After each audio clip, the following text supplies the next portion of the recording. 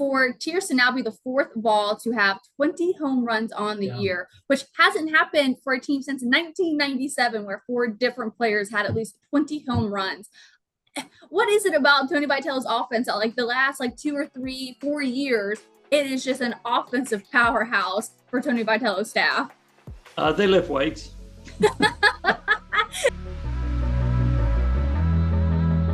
Jimmy, I mean, Kavares Tears, Drew Beam, kind of the true heroes of that game 2 against UNC. But a little bit on Drew Beam, 7 punch-outs. Only had more than 7 strikeouts 3 other times this season. What did you see from Drew Beam in that start that just made him so effective on the mound? I saw incredible control. Of his first 28 pitches, 26 were strikes. He got 10 outs and 22 pitches. Now, he's got such great control that last night you saw North Carolina try to jump on the first pitch, and many times they were grounding out, lining out, whatever, making an out. And so the efficiency from Beam was incredible. But to see his command of all of his pitches, throwing strikes with every pitch that he had in his holster, that was really impressive to see that. And Paige, I've got to think he would have done even better had an umpire not had some going into concussion protocol after a foul tip hit him in the mask. The game was delayed about 30 minutes, which I think is absurd. And then he wasn't as sharp when he came back. But those first 5 innings, he was as good as Drew Beam has been with his control, with his mastery of the strike zone. That was huge for Tennessee. And then you mentioned Tears, who hit the 3-run home run. That was the hit of the game. He also had another run batted in on a double later. But those 2 guys were fantastic. And it made me also think about this, Paige. You and I talked about before the College World Series that this Tennessee team can win in a variety of ways. They did it primarily with pitching last night. They did it with the bats in game 1. This is a team that's versatile enough to beat you in a lot of different ways. Absolutely. And kind of more on Drew Beam. He ended the night with 73 pitches. 53 were for strikes. Vitello, after the game, just talked about the conviction that he had at the plate. You talk about the control, and it really was one of his best starts as of late. He and Xander had the most starts on the team, 17, getting up into last night's game. But when you look at his control and just what he was able to do, kind of, why do you think he was able to maybe make that switch? Is it everything that was on the line? What allowed him to, you think, have that performance that he did? Sometimes we talk about athletes in a variety of sports. It could be a quarterback in football, it could be a shooter in basketball, or a pitcher in baseball getting in a zone. I think he was in a zone. He was very focused. And I think as he continued to throw strikes, his confidence was elevated. I mean, he had some outings late in the year that were not typical Drew Beam. But what he did last night, what he was able to show, and as the game went on, I thought he displayed more and more confidence with what he was doing on the mound. I just think he got in the zone. And I think he felt like any pitch that he threw was going to go right where he wanted it to go. And for the most part, it did. And I do remember North Carolina's coach saying, hey, the guy won't ever throw a ball. You know, he just keeps throwing strikes. And that was true until that delay of the game going into the 6th inning. And obviously when, a batter was able to make contact, he was backed up with his outfield. Of course, one of those catches coming from Hunter Ensley, who traded paint with the outfield wall, actually leaving part of his black jersey on that wall. The wall might be out for the season now. But of all your years covering Tennessee, I mean, where does that play by Hunter Ensley rank in fantastic and tough catches by an outfielder? It ranks near the top. I can't remember any that were more important than that one. And what was interesting was that he had a delayed reaction to it. He stayed in the game and then later realized he'd hurt his hamstring and his shoulder and who knows, his head. I don't know what all injuries he had going on after that, but what a terrific catch. And that also is the thing that gives a pitcher confidence. The pitcher knows he doesn't have to strike everybody out, that he's got a great defense behind him. I thought early at one point in the game that Christian Moore made a great pick at second base. Kind of a sidearm underhand throw to first, a great stretch by Burke to get that out. But I thought the defense for Tennessee was really good behind Beam. But that catch by Hunter Ensley in center field, who knows if that goes for a double or a triple? Who knows about the momentum change that might have occurred at that particular time? I just thought Tennessee, with Beam pitching and with the defense, they just never really gave North Carolina any momentum on offense. And I know we briefly just talked about Kavares Tears at the plate, but it was funny listening to him after the game describe what he was watching as Hunter Ensley was like getting to the warning track, about to make contact with the wall. And Tears was talking after the game. He's like, he said he was like screaming at Hunter. He's like, I know he didn't hear me, but then the second he made contact with the wall, he's like, ooh. I was running over there to back him up, and I was screaming that he was about to hit the wall, which I doubt he heard me.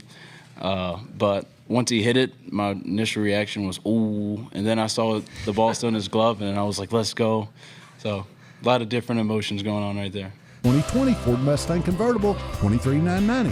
2016 Toyota 4Runner SR5, $25,990. 21 Lincoln Aviator, $53,970. Local you trust, pre-owned vehicles you can afford. Ray Varner Ford, your East Tennessee Ford dealership. When we transition into Tears in the outfield, I mean, he's making plays at the plate and the outfield. Why do you think he's been able to make the switch really in this last month, which has been a monster month for Tears? Clearly, the moment is not too big for him, and he appears to relish the big stage. I mean, what he did on the Friday night was terrific with the home run that he hit there. The 3-run shot that he hit last night was a big blow for Tennessee. Gave him a 3-0 lead, gave him a lot of momentum, gave him a lot of confidence. Then he drilled a double that scored another run later in the game. I just think he's in a comfort zone. I also think that this is a team that the experience of being in the College World Series a year ago, I think, has paid off for a lot of these players. Many of them were making their first College World Series appearance last year. Mm-hmm. And now it's on their shoulders. They understand the moment. They understand that playing in front of 26,000, they can handle that. And so I think he's one of those. And I think that he's on a tear. Christian Moore, Berg, Dreiling, a number of them have had big moments with hits during the course of the 2 games they've played so far. But I just think the moment's not too big for him, and I think he likes being on the big stage. Yeah, I mean, we look at what he did against Southern Miss in the regional, what he did at Texas State or against Texas A&M in the SEC tournament, coming up big against FSU, and then another 3-run bomb against UNC. For Tears to now be the 4th Vol to have 20 home runs on the year, which hasn't happened for a team since 1997, where 4 different players had at least 20 home runs. What is it about Tony Vitello's offense that like the last 2 or 3, 4 years, it is just an offensive powerhouse for Tony Vitello's staff? They lift weights. They must be lifting weights. I mean, it's so to see them do that. I mean, they're creeping up on that LSU record from 1997 of most home runs in a season. But what they've been able to do, and one of the things I like about it is if you look at the guys that have at least 20 home runs, now one of them was a transfer, but earlier in their career, they weren't hitting a lot of bombs necessarily, right? So they've gotten better and better with their power numbers. And I know that when Skip Bertman was at LSU and they had it going with the 5 national championships in 10 years, they called it gorilla ball. I'm not sure a good description of what this is. Maybe they'll come up with a good one for Tennessee. Right now, the parents, they're all wearing a Bomb Squad shirts. Oh, well, there you go. Yeah. I think 865 Bomb Squad. Yes, yes. That seems apropos. But and then when you look at the lineup, and we've talked about this before, everybody in that lineup has hit at least double-digit home runs. There's just not an easy out along the way. There are a couple of guys that don't have a real good batting average. I get that. But they've also got at least 10 home runs, and they're capable of jacking one out at any moment. So it's a very intimidating lineup for any pitcher to face. And then when we look at the DH, you talked about the usual starters all have 10 plus home runs, but Reese Chapman, Cannon Peebles, Dalton Bargo, all rotating in that DH position can all do damage at any certain time. Reese Chapman, the latest to do damage in his solo home run, I think it went 440 feet, just cranked it just past UNC's bullpen. What have you noticed as of late from the rotation of the DH and maybe the production that Vitello is trying to find in that spot? What I've noticed is that they are dialing up the right person to put in that position. Barger had 2 home runs the other day, and then you got Chapman hitting a home run. He's got several options, and it just seems like he's picking the right guy. A lot of teams stick with one DH, and in this situation, Barger's a left-handed batter, right? Chapman's a left-handed batter. So why did you make that decision? I don't know all the reasons for the decision, but whichever one he's making seems to be the right one. Now, I did hear him earlier talk about, I make 50 wrong decisions in every game. No, you don't. No, you don't make many wrong decisions. And what they've been able to do with this team, with this batting lineup, who they select to be the DH on a variety of games, it's been magical to watch them with what they've been able to do and the production they have gotten from that DH position. And another guy who kind of made a pinch type appearance, obviously, was Colby Backus, who came in place of injured Hunter Ensley and really made the most of his appearance, one out in center field, but also at the plate, taking, a crucial walk. For someone like him to step up, a Johnson City native, what did we like about, his ability to take advantage of that moment and be someone the team could rely on and not have to, take the risk with Hunter out there? In football, they always talk about the next man up, right? Mm-hmm. Well, that applies to baseball too. And it looks like whenever they put somebody out there, Backus or somebody else, they are ready. They're ready for the moment. And whether it's defensively, whether it's at the plate, it looks like they have a plan when they go up there. And one of the things that I think Paige is so brilliant about what Tony Vitello has done with this Tennessee program, Tony's a confident guy, and he instills that confidence in his players. I don't think you see players go up to the plate scared. I think they go up to the plate believing that they're going to produce. They may not always produce, but I don't think there's a scared factor. I don't think there's a lack of confidence. I don't think there's I can't do this. The moment's too big. And I think Tony's instilled that within the players. And also, I'm going to give credit to the leaders on this team as well. I think that they can have an impact on other guys with the confidence that they show, with the leadership that they show, hey, we can get this done. It's a mentality that they know they can win. And I guess they've only done it, 57 times? That's pretty good. Yeah. So I do think the confidence that instilled that starts at the top with Tony Vitello is one reason you've seen so many different players be productive. Litton's in Fountain City, proud supporters of Tennessee athletics. When you're hungry, remember Litton's for the best burgers and the best desserts in town. One guy who's definitely not afraid and actually has a vendetta probably is Christian Moore, who had the cycle in the first game against FSU, becoming just the second player in the College World Series to hit for the cycle. And then he's the third ball in as many years to also hit for a cycle throughout the season. I mean, it was just insane and magical what Christian Moore was able to do. I saw a lot online that they're comparing it to, Dalton Connect and having two guys in back-to-back seasons just absolutely light it up. What did you enjoy most, or what stood out to you most watching the game against FSU for Christian Moore? Moore hit for the cycle, I think, in his first 4 at-bats, if I'm not mistaken. Yeah. Mm-hmm. And here's what stood out to me. He didn't even know he'd done it. He was so focused on the game that what he was doing, single, double, triple, home run, he didn't even know. That tells me this is a guy that's locked in. It tells me this is a guy that's more focused on what is the team doing, not what am I doing.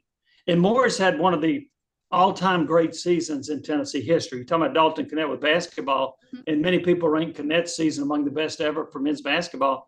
This is among the best ever in baseball. He has obliterated the single-season home run record. He's also got, for a leadoff hitter, a ton of RBIs. Yeah. His batting average, I think he's close to 390 now. It just keeps creeping up. Yeah, I think the last time I checked, it was 387. So yeah. So what the numbers he's putting up? I mean, to me, Todd Helton's the greatest player in Tennessee history. But what Moore is doing right now could be the greatest single season in Tennessee history for a batter. It's just amazing, the numbers. And a lot of times he sets the tone during a game with what he does from the leadoff spot or leading off in an inning. And if you're Tennessee and Tony Vitello, you love to see him come up in an inning with 2 people on board, right? Because yes. He's going to produce. He typically does. So, yeah, I think what Moore did, hit for the cycle. It's only the second cycle ever in the College World Series, got it in 1956. But I think that what he's doing, and he's another guy that plays with a lot of confidence as well. So I just think this is a team, they're not as vocal about it as the 2022 team was, but they still have a confidence about them that they can get this done. Yeah, and I just double-checked. He has a batting average of 384, but it almost gets, I think, to above 400 when there's runners on and when there's 2 out. So he loves kind of being in a jam in that sense when that inning or potential game is on the line. Yeah, and that's what you want. So look, you got a lot of clutch hitters in this lineup. I mean, I heard Christian Moore say, I wouldn't have wanted anybody at the plate more than Dylan Dreiling in that Friday night game against Florida State. There might have been one himself, but also Blake Burke, he's come through with clutch hits along the way. A lot of players have had clutch hits along the way for Tennessee. So that's what makes this team so impressive offensively. I mean, heck, they went into the College World Series averaging over 9 runs a game, and they get 12 in their first game. So it's very impressive what they're doing. And as I watch them, I'm like, okay, I feel pretty good about this guy's ability to get a key hit here. There's so many up and down the lineup. A lot of times the team will have 1 or 2 guys that they want in a clutch situation. I think Tennessee may have 6 or 7. Where would you rank his season amongst Tennessee athletics and players this in Tennessee history? It ranks, gosh, I would, off the top of my head, I'd say top 10 for sure. And I may go higher than that depending on how this thing ends up. There was a guy named Peyton Manning that had some great seasons. There was a guy named Heath Schuler that had some great seasons in football, both quarterbacks.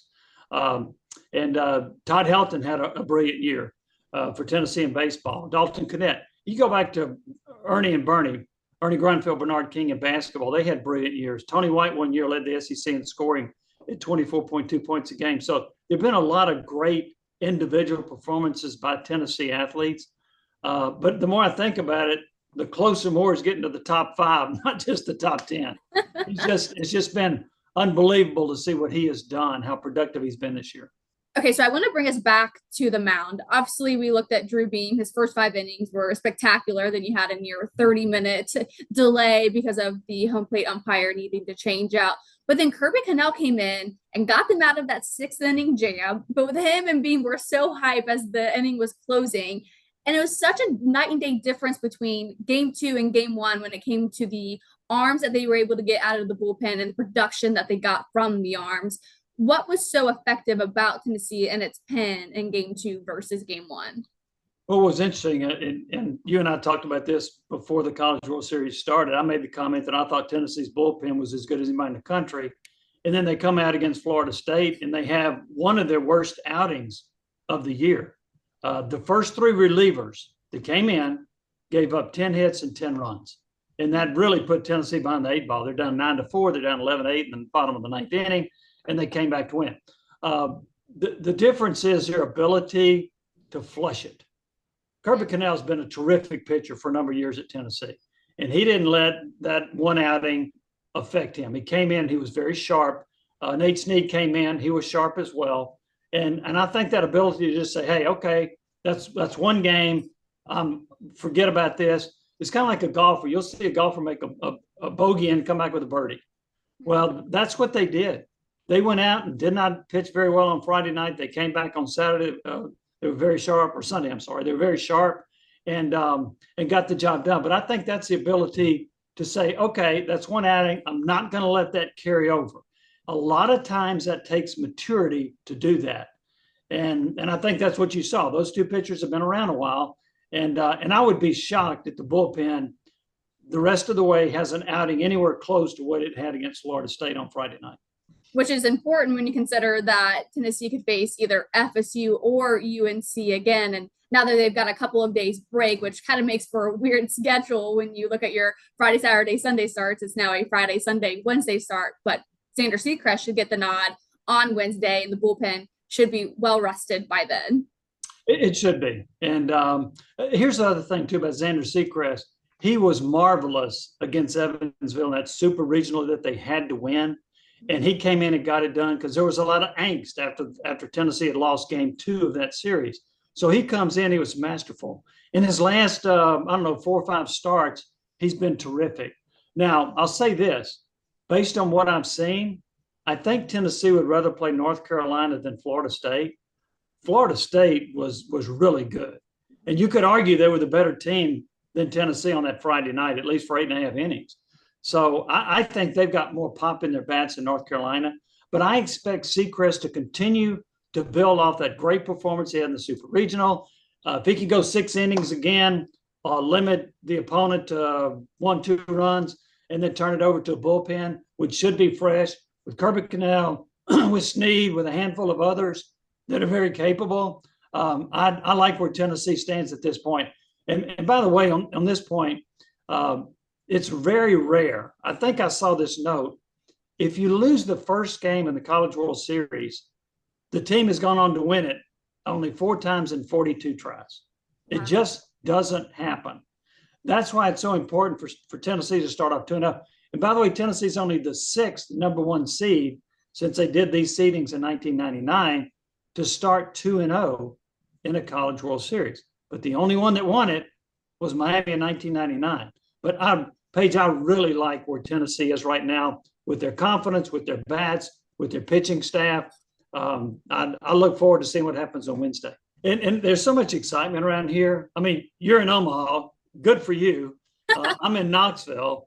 But when I go out, all people want to talk about it. Hey, did you see that baseball game? Hey, did you see what Tony Vitello is doing? Hey, did you see that cycle that Christian Moore hit? There's so much talk about baseball. The energy, the excitement level, the interest in baseball at Tennessee is at an all-time high. And you can basically credit one guy for getting. I'm going to say there's a 1A and a 1B. There's a Tony Vitello and there's a Frank Anderson. Yes. And that combination has been absolutely fantastic for Tennessee over the last 7 years. It absolutely has. A 2-0 start for Tennessee here in Omaha. We'll see what they do on Wednesday. Jimmy, I appreciate you making some time and talking a little Tennessee baseball, Omaha to Knoxville with us today. Paige, I appreciate it. Enjoy Omaha.